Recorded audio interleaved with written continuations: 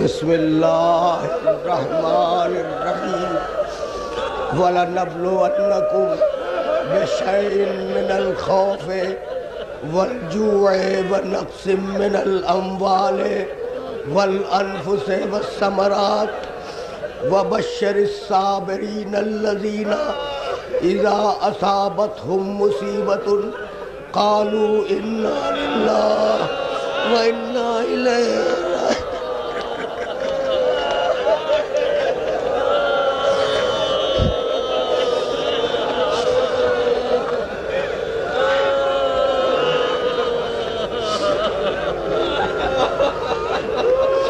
عزیزان محترم، وقت ختم ہوا، آپ کی راتیں، آپ کے دن شعائر حسینی کی یاد میں بسر ہوئے، نظم کے ساتھ، ضبط کے ساتھ، سکون و اطمینان کے ساتھ مولا کے تابوت کو لے کر آگے بڑھتے رہے، اس لیے کہ ایک دکھیاری ماں جلوس کے پیچھے پیچھے یہ دعائیں مانگتی ہوئی جا رہی ہوگی کہ یہ میرے بیٹے کے ماتمدار جا رہے ہیں۔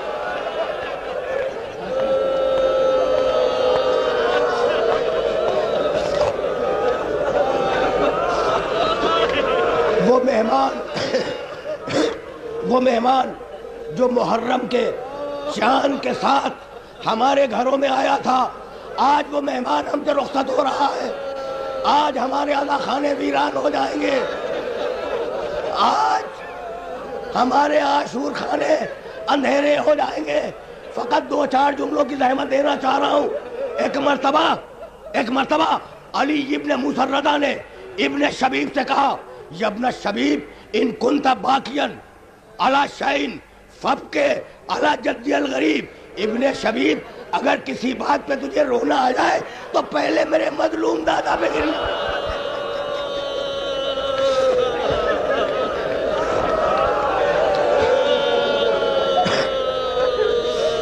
پہلے میرے مظلوم جد مظلوم پہ گریا کرنا۔ عاشور کی صبح طالع ہوئی، ایک مرتبہ لہجہ محمد میں علی اکبر نے اذان دی، تیروں کی بارش ہوئی، 25 اصحاب شہید ہوئے، اصحاب گئے، انصار گئے، اعزا گئے، اکبر و قاسم گئے، اون و محمد گئے، اور جب میرا مولا اکیلا رہ گیا تو ایک مرتبہ آواز دی، حل من ناصر ینصرنا۔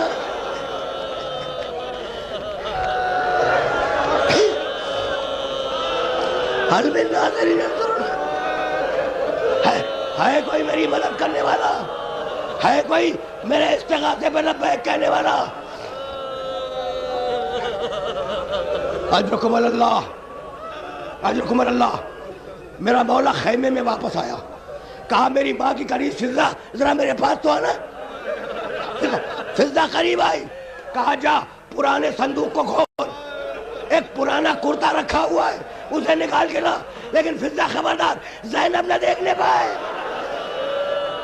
فضہ خبردار زینب نہ دیکھنے پائے۔ فضہ گئی، صندوق کھولا، پرانا کپڑا نکالا، آبا کے دامن میں چھپایا، لے کے چلی۔ ایک مرتبہ زینب کی نگاہ پڑی، کہا فضہ تیرے دامن میں کیا ہے؟ فضہ تیرے دامن میں کیا ہے؟ ماں کی کنیز ہے، سر کو جھکائے ہوئے خاموش ہے۔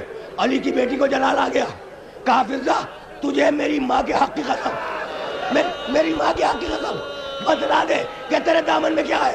کہا بی بی کیا بتلاؤں، مولا نے پرانا کرتا مانگا تھا، مجھے سننا تھا کہ سر کے اوپر ہاتھ مارا۔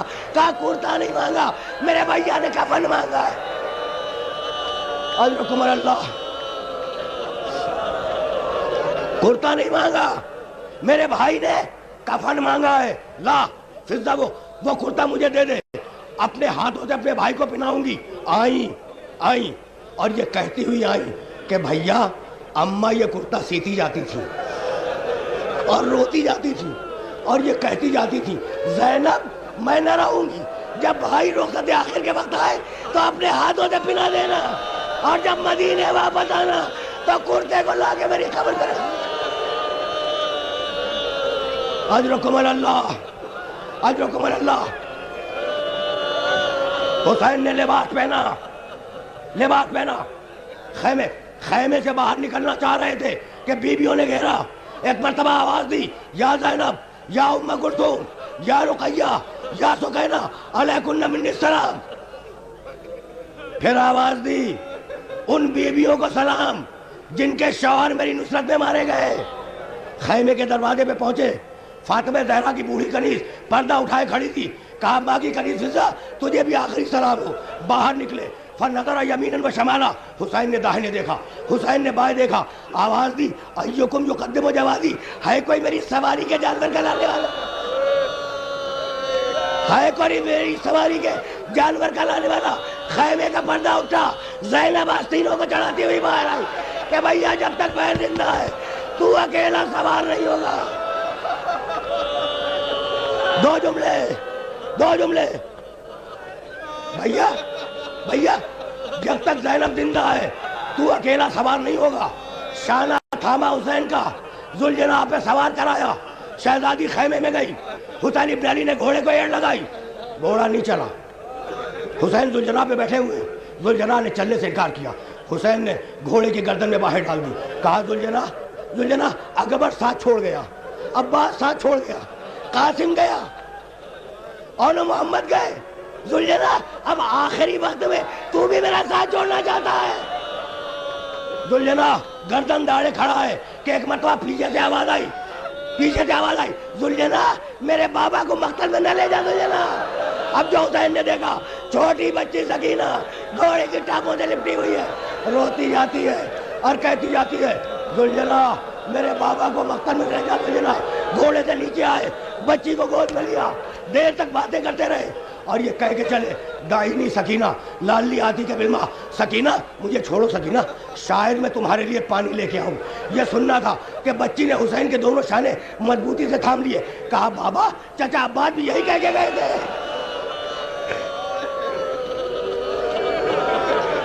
حسین نے اجازت لی، آخری جملہ سنو، آخری جملہ سنو۔ حسین نے اجازت لی، ایک مرتبہ گھوڑے کو مہمیز کی، تلوار نکالی۔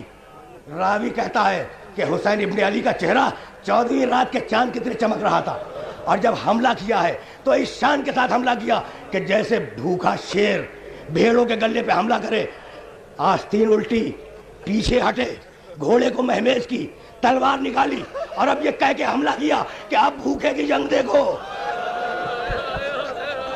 یہ کہہ کے حملہ کیا کہ اب بھوکے کی جنگ دیکھو، اب پیاسے کی جنگ دیکھو، اب اس کی جنگ دیکھو جس کا جوان بھائی مارا گیا، اب اس کی جنگ دیکھو جس کا جوان بیٹا مارا گیا، اب اس کی جنگ دیکھو جس نے 6 مہینے کے بچے کا لاشا اپنے ہاتھوں سے دفن کیا ہے۔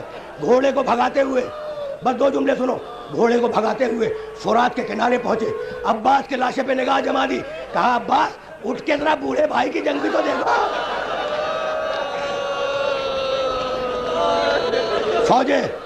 فوجیں دور دور بھاگ گئی۔ ایک مرتبہ آواز آئی، یا ایتھا النفس المطمئنہ ارجعی الی ربک راضیۃ مرضیہ۔ حسین یہ جنگ کا وقت نہیں ہے، حسین تلوار کو نیام میں رکھ لے۔ میرے مولا نے تلوار کو نیام میں رکھا، سر کو جھکا کے ذوالجناح پہ بیٹھ گئے۔ ایک طرف سے تیر آئے، دوسری طرف سے پتھر آئے، تیسری طرف سے نیزے آئے، چوتھی طرف سے تلواریں آئی۔ میرا مولا زخمی ہوتا چلا، سر زخمی، گلا زخمی، سینہ زخمی، شانے زخمی۔